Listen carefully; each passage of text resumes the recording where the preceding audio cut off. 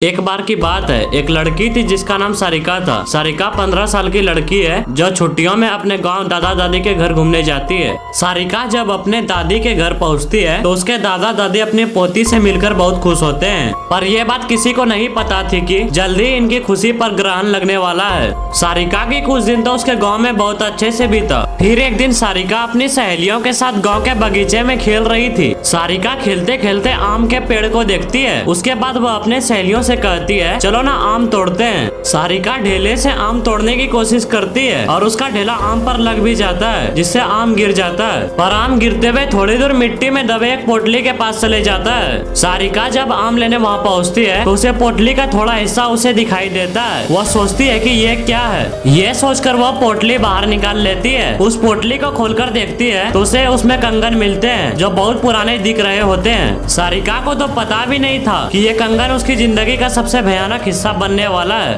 वे कंगन उसे अपनी ओर आकर्षित कर लेता है, जिसकी वजह से उस कंगन को वो अपने घर लेकर चली आती है। घर आकर वो ये सारी बातें अपनी दादी को बताती है और वो कंगन भी दिखाती है। फिर दादी ने जो कहा वह सुनकर सारिका डर से कांपने लगती है। दादी कहती है कि वह कोई आम पोटली नहीं थी, वो एक चुड़ैल की पोटली थी। तुमने ये कंगन उस पोटली से निकालकर उस चुड़ैल को गुस्सा दिला दिया है, वो तुम्हारे पास जरूर आएगी। सारिका डरते हुए दादी से बोलती है, मैं समझी नहीं दादी, वो क्यों और कैसे आएगी। दादी ने बोली, ऐसी ही पोटली में भटकती हुई आत्माओं को कैद करके जमीन में गाड़ा जाता है और तुमने उस पोटली को जमीन से निकाला है और उसका कंगन भी तुम लेकर आ गई हो। तुम इस मनहूस कंगन के साथ उस चुड़ैल को भी अपने पीछे ले आई हो। ऐसी भटकती हुई गुस्सैल चुड़ैल अपना बदला लेती है, वह चुड़ैल भी हमसे अपना बदला लेने जरूर आएगी। सारिका इस बात से डरती तो है पर उसे ज्यादा यकीन नहीं होता। वो जाकर अपने कमरे में सो जाती है। उसी रात के करीब 1 बजे उसके कमरे की लाइट जलने बुझने लगती है। सारिका की नींद खुलती है तो देखती है लाइट नहीं है। वो अपने बिस्तर के बगल रखे टेबल पर पानी पीने के लिए मुड़ती है।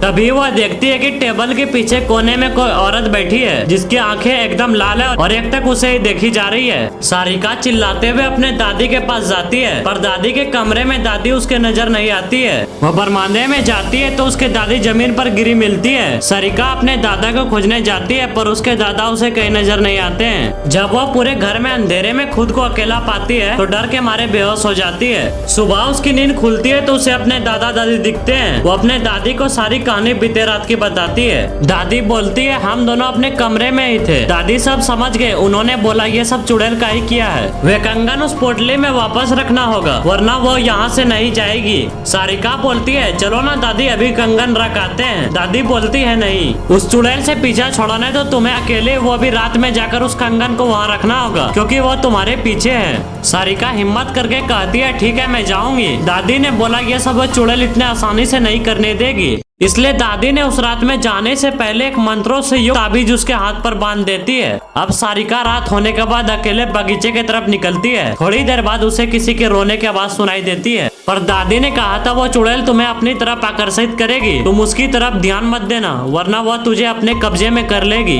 एक बार उसने तुम्हें अपने कब्जे में कर लिया तो फिर कोई कुछ नहीं कर पाएगा, वह तुम्हें मार भी सकता है। सारिका इस बात का ध्यान रखते हुए ईयरफोन लगा लेती है और गाना सुनते हुए चलने लगती है। तभी कुछ दूर जाने पर उसका मोबाइल काम करना बंद कर देता है। फिर भी वो चलती रहती है और उस पोटली के पास पहुंच जाती है। तभी उसे महसूस होता है कि पीछे कोई खड़ा है, पर दादी ने कहा था उसकी तरफ मत देखना, तो वह नहीं देखती है और डर की वजह से वह पसीने से लथपथ हो जाती है। फिर वह हिम्मत करते हुए उस पोटली को खोलकर उसमें कंगन रखती है और जमीन में गाड़ देती है और आंख बंद करके बहुत तेजी से वहीं से भागती है। सीधे अपने घर आकर ही रुकती है। चुड़ैल से तो उसका पीछा छूट जाता है, पर वह इतनी डर जाती है कि दूसरे दिन वापस सर अपने मम्मी पापा के पास चली जाती है। सारिका की जिंदगी का वह खौफनाक हिस्सा जिसे वह आज भी सोचने पर डर जाती है।